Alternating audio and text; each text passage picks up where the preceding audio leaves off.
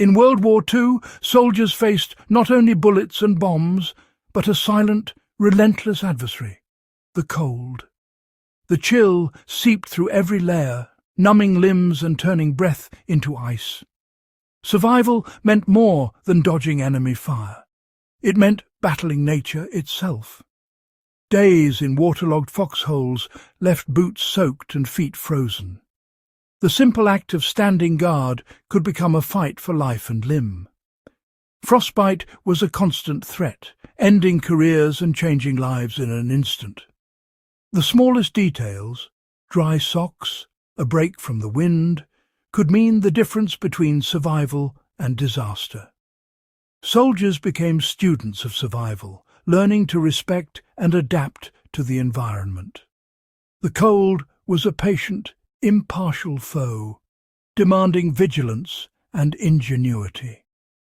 Only the resourceful endured the long, dark season of winter warfare.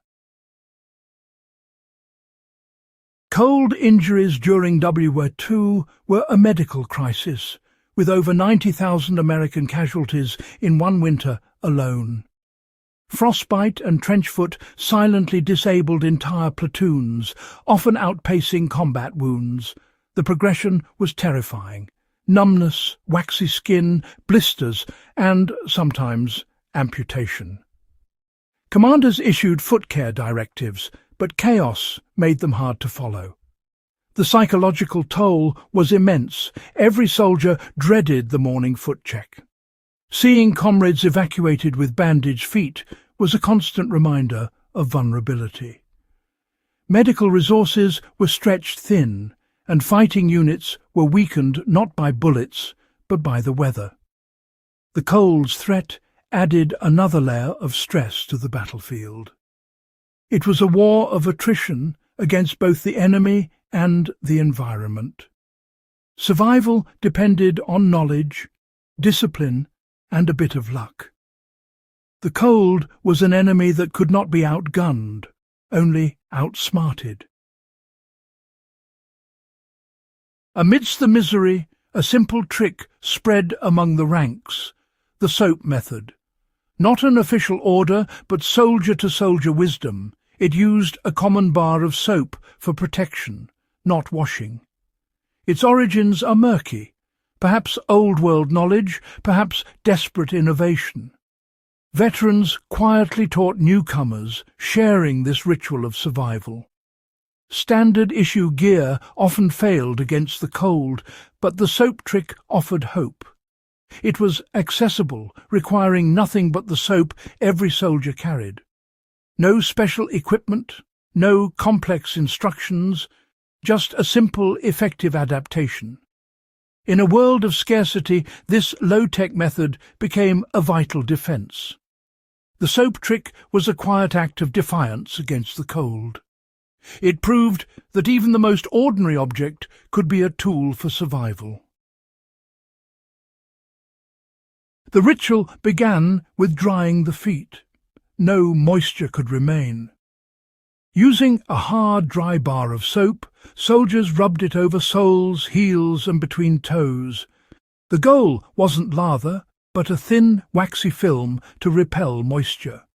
Special attention went to high-friction areas, ensuring a complete barrier.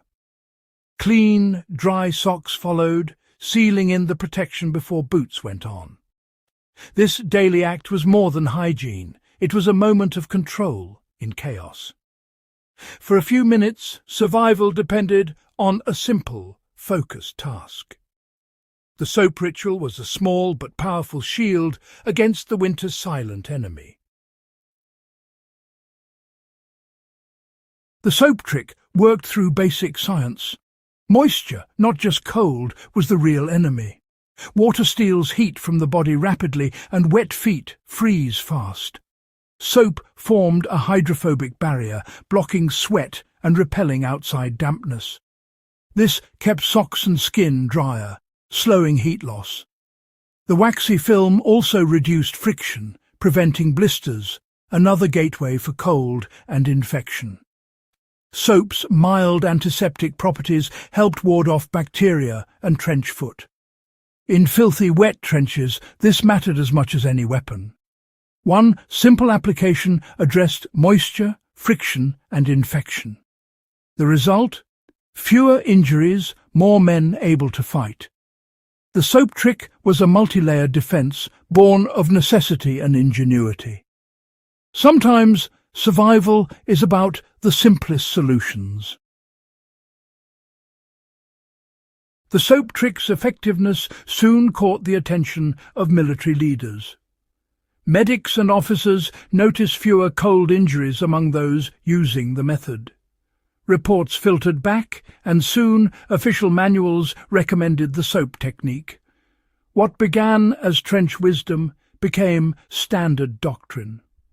New recruits learned it alongside rifle care and foxhole digging. The military recognized that the best solutions often come from the front lines. The soap trick's journey from secret to standard shows the power of shared knowledge. In war, survival often depends on simple ingenuity, not just grand strategy.